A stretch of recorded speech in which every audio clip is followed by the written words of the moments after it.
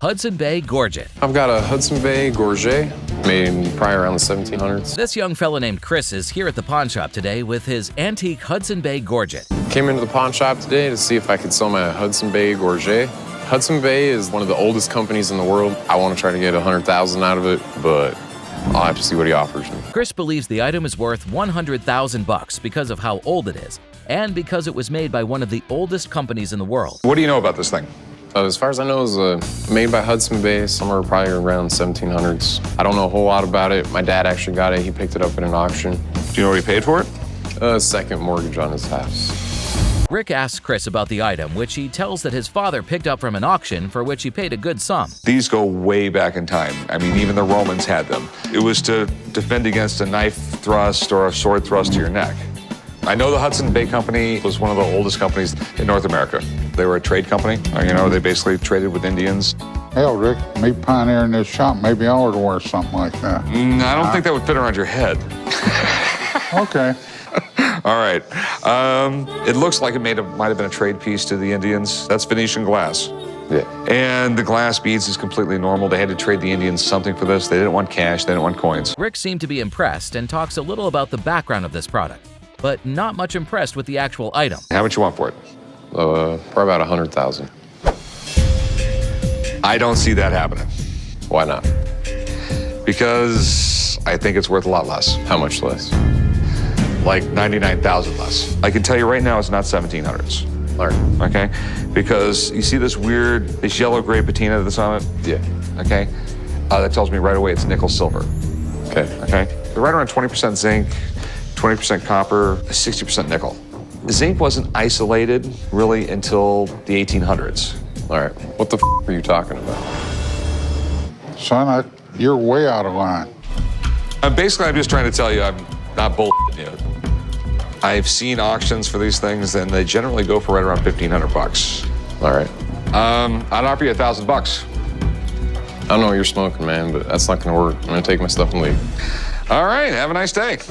That guy, I think he just thinks I'm some punk kid and wanted to lowball me. I'm disappointed I couldn't make a deal. I would have liked to have made the money. Eventually, it didn't turn out to be a successful deal because Rick was not convinced with Chris's thoughts on the product, the flintlock pistol. Today I met with a guy who wanted to sell me a pistol.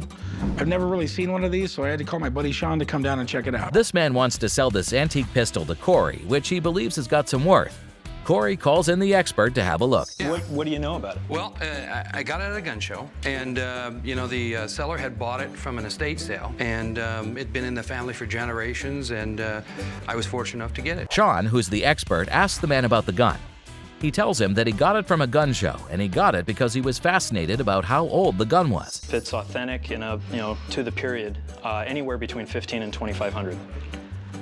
Unfortunately, just right off the bat, I know that this is, unfortunately, a reproduction. Corey asks about the price of the item, which is in between $1,500 and $2,500.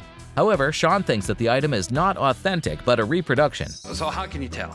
The markings were, punched in as opposed to hand engraved. You would have certain markings on the barrel that were proof marks from the Tower of London. There is just nothing about this gun that is of the period. Its value would be about $75 to $100. The customer is fierce when Sean tells him that the worth of this item would be $75 to $100 because it doesn't belong to the era as claimed by the customer, and talks about the markings as well. I paid $800 for this.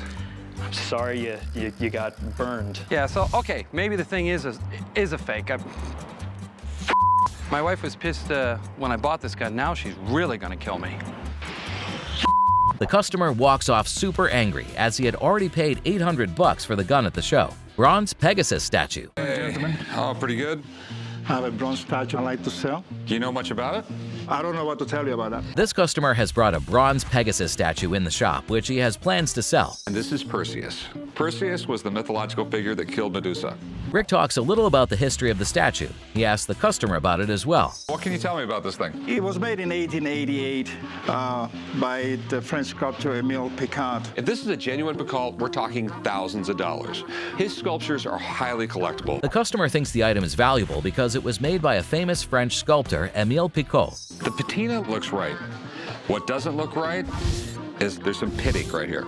And that crack right there is from when they casted it. It didn't happen later. To be honest, I don't know how to respond. You see this? Yeah. It says Made in USA below it.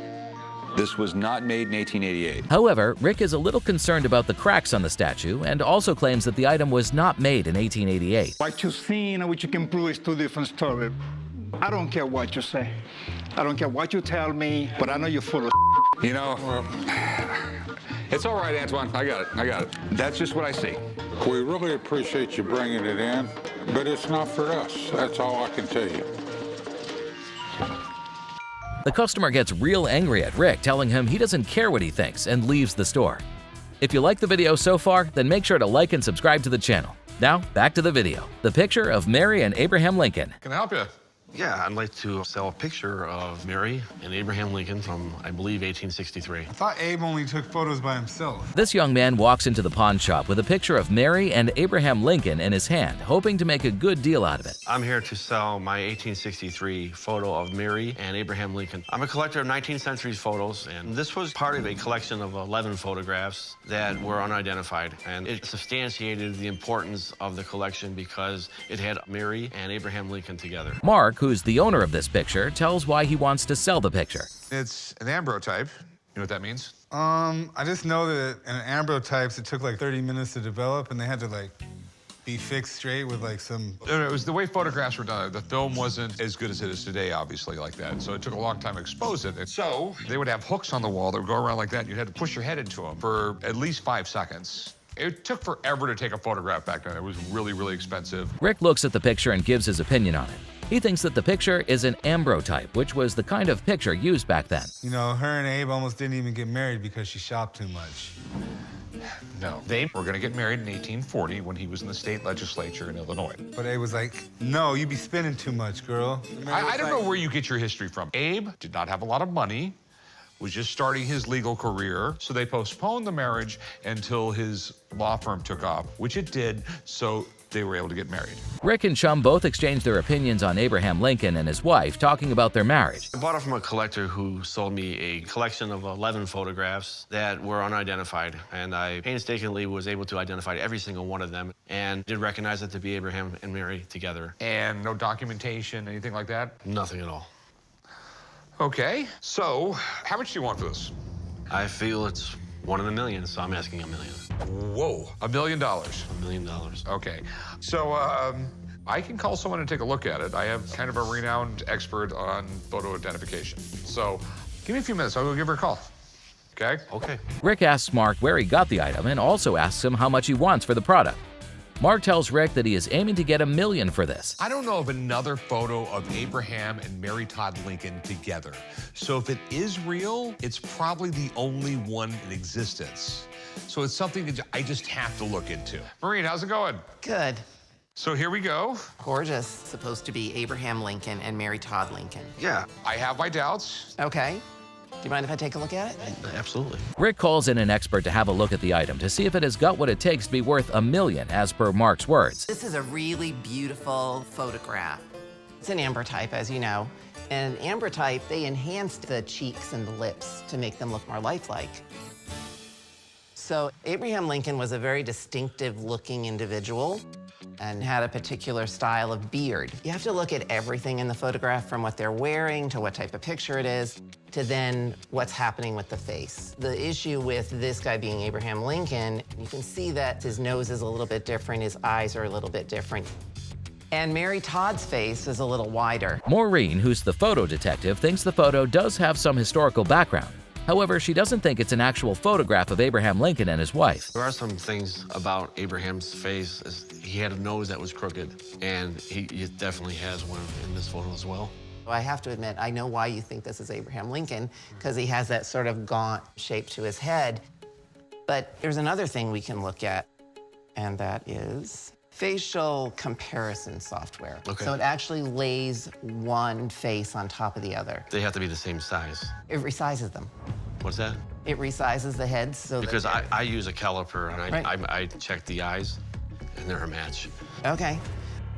But you can see that this woman has sort of a different eyebrows. I don't want to be difficult here, but I feel I'm an expert. I look for other things besides just face. I look at the clothes, I look at the background, I check. Yes, so do I. I look at everything. Okay. It's not a problem. It's your career. You have a right to discredit yourself. But you know what? But I've been doing this for a really long time. Okay. And a lot of people come to me saying that they have... They'll be coming to me in 10 years. I'm honest to God. I know, you think this is worth $1 million, and No, you would like it to be worth $1 million. And all I'm saying is, it's my opinion that it's not Abraham Lincoln. Someone's making a mistake. So your opinion is it's not real? It's not. Thanks for coming in. You're the best. Thank you. Things are heated up between the expert and the seller because both have their own opinions on the picture. And it even got clarified when Maureen pulled out a facial recognition software to check the authenticity of the item. You heard Maureen. Okay, so, all right, I appreciate it. Like I said, we can agree to disagree. Yeah, thank you very much. I appreciate it. Have a good one. Take care. Yeah, no, it didn't sell today. That's not a big deal. It will stay in the collection. In this case, I never got past first base, and it's just the way that it happened. Rick seemed to be agreeing with what Maureen said, considering her right. The deal couldn't get closed, and Mark leaves the shop. The Glastron 1958 boat. A guy just pulled in the parking lot with a boat he wants to sell. So Chum and I are going to go check it out. This guy is here in the parking lot with a boat, which Rick and Chum are really excited to check out. 1958 Sea Flight Glastron. Damn, they wanted this thing to look like a 57 Chevy, didn't they? Sure did. Is it a convertible? Rick asks the young man what the thing is, to which he tells him that it's an old 1958 Glastron boat.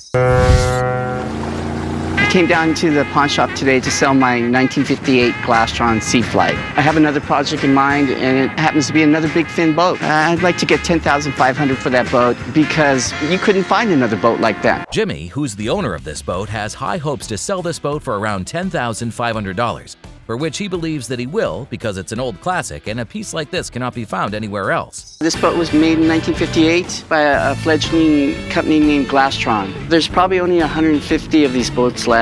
That's neat. It was 1958, and everyone loved the style of the 57 Chevy, so let's come out with a boat that looks like a 57 Chevy.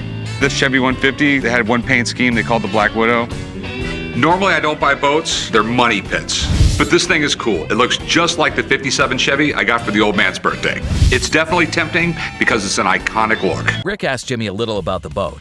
He asks about the history of the boats, and Jimmy tells him that it's a unique piece because there are only 150 of similar boats left. In 58, the space race was just starting, and everything had fins. Anything they could make rocket-like was cool at the time. This thing's supersonic? No, it's not supersonic. This thing probably did 30. It's got 80 horses behind it. Does it work? Yeah. Rick tells about a little background of this boat and talks about where the boat was featured. Rick asks Jimmy if the thing is still functional. You ever smash this thing out on the lake? I don't know what you mean by smash. Drive it like a rocket. This Glastron boat is awesome, but boats are tough to sell, so it has to be a home run. Chum cracks a joke asking if the boat runs like a rocket in the lake. Rick has got his eyes on this masterpiece, however, he's a little concerned about the selling of the item as he thinks boats are tough to sell. You got all the original chrome and everything seems to be here. Yeah, this was an affordable family boat. But do you know why? Because it was a little 17-foot boat. No, because it was fiberglass. No more wood boats. Wood boats were moving out. Yeah. Fiberglass was coming in. Ooh, school's in session. You just got schooled. Sorry, dude. Rick takes a little round around the boat and thinks if it was an affordable family boat, to which Jimmy gets a little angry and denies Rick as he thinks that it was a fiberglass boat. So what do you want to do with it? I want to sell it. How much did you want for it?